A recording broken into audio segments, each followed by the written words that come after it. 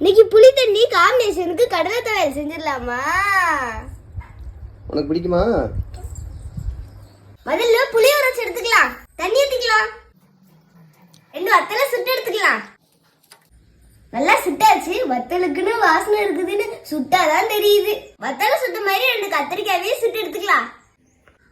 Colour மாறுது பாருங்க.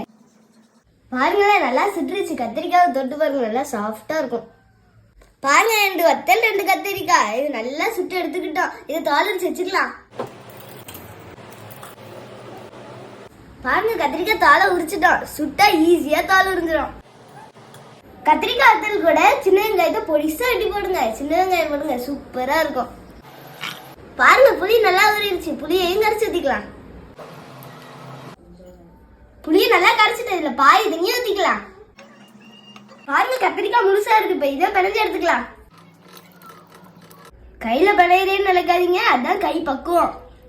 இது நம்ம மொத்தமா பிணையும் போது வத்தலோட காரமும் ஏறும், வெங்காயத்தோட டேஸ்டும் ஏறும்.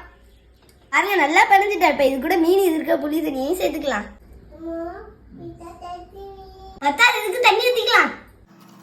உப்பு போட்டு கரைச்சிக்கலாம். புளிப்பு காரம் எல்லாம் கரெக்டா இருக்கு. குழம்பு ரெடி ஆயிடுச்சு. இதுக்கு சூப்பரான காம்பினேஷன் கூட்டு ரெடி பண்ணிடலாமா?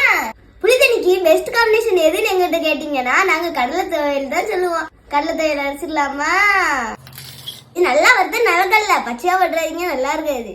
கொஞ்சோட தேங்காய் சேர்த்துக்கலாம். 2 புல்லு பூண்டு போட்டுக்கலாம். 2 வத்தல், கருவேப்பிலை நிறையவே போட்டுக்கலாம். நல்லாவும் இருக்கும், முடியும் கட்டாதான். பாதி பாதியா உருவ வேண்டியதானே?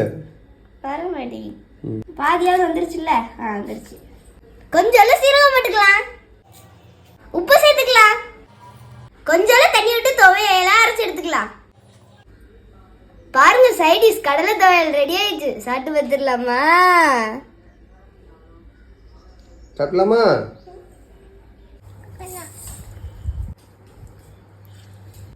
சாப்பிடலாம். எப்படி இருக்கு? சூப்பராக்கா, நல்லா இருக்கு. கடலை துவையல் டேஸ்ட் அந்த மாதிரி